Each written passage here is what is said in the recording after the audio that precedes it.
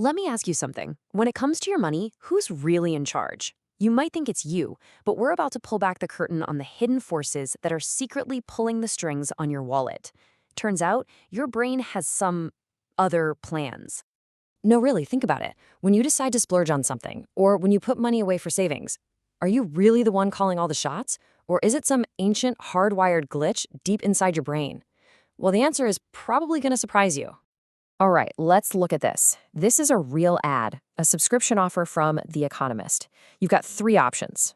First, web only for $59, okay? Second, print only for $125. Or third, you can get print and web for, wait a second, also $125. So, which one do you pick? If you're like most people, you probably jumped on that print and web deal, and why wouldn't you? But take another look. That print-only option for $125, it's kind of pointless, right? It's what experts call a decoy. It isn't actually meant to be chosen. It's only there to make that print and web combo look like an absolutely incredible deal. And boom, just like that, your brain has been hacked. Now, what you just saw, that wasn't just some clever marketing trick. It's actually a perfect little window into how our brains are wired. We all have these predictable patterns, especially around money, that are almost like little glitches in our operating system.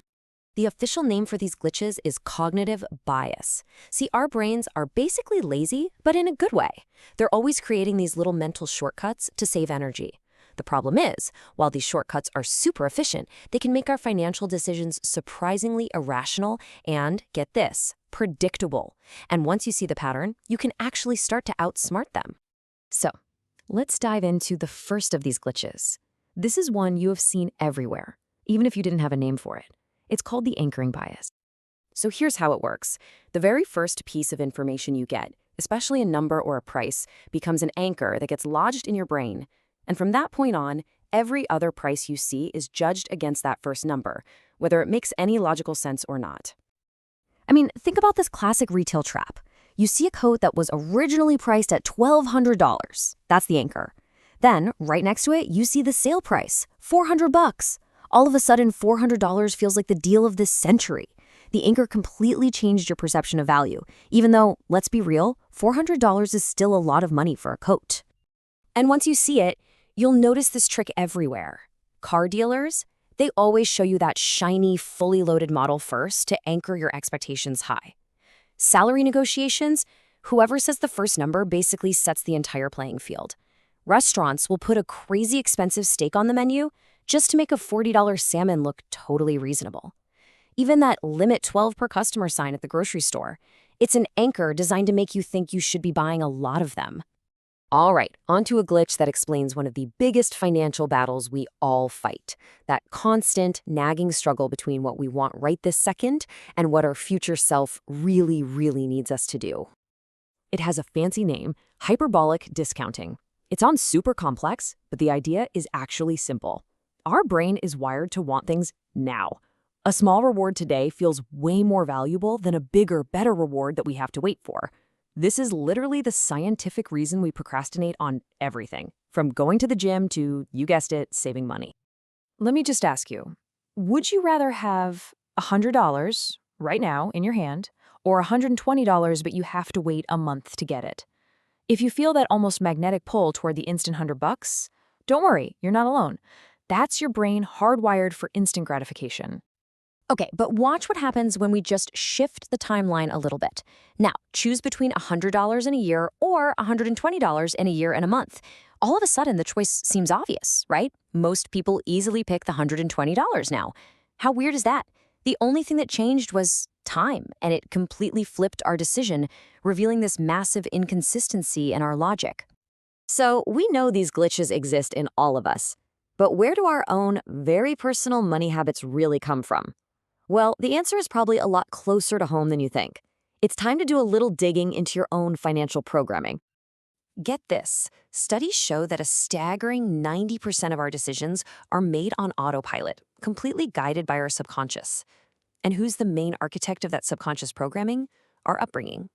The way we saw money being handled when we were kids literally wrote the rulebook for what we consider normal, for better or for worse. So let's get personal for a second. What did you learn just by watching? Was your family the type to live paycheck to paycheck, or were they super frugal savers? Did they splurge on big vacations without a second thought, or did they feel guilty about every little non-essential purchase? Whatever it was, that became your baseline. And what about how you talked about money, or didn't? Was it an open topic at the dinner table, or was it this taboo subject, a source of stress that was only ever mentioned in hushed, anxious whispers? That right there shapes how comfortable you are today, just managing and talking about your own finances. And finally, think about their perspective on time.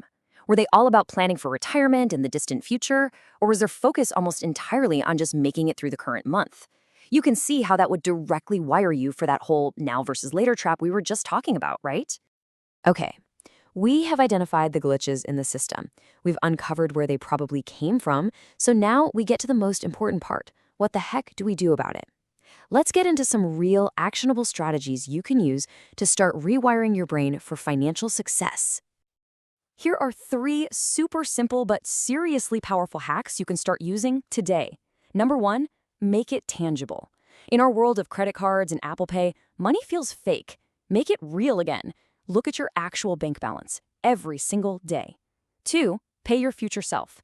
The next time you fight off an impulse buy, don't just give yourself a pat on the back. Immediately transfer the exact amount you just saved into your savings account. And 3, create a pause. Before you make any big, non-essential purchase, force yourself to stop and check your bank balance. That one tiny action creates just enough friction to snap you out of autopilot. And that first hack? It isn't just a nice little idea. It has a huge impact. One study found that people who simply started tracking their finances with an app cut their spending by nearly 16%. That's the power of making the invisible visible. And this, right here, is the mental shift that changes everything. Saving isn't about punishment. It's not about depriving yourself. It's a positive, empowering act. You are literally paying the person you're going to be in 5, 10, 20 years. It is an investment in your own future happiness. So, we've pulled back the curtain. You've seen the ways your own mind can trip you up and sabotage your financial goals. But here's the thing. Knowledge is power. And now you have the playbook. You know the glitches, you know the hacks. The only question left is, what's the first move you're going to make to outsmart them?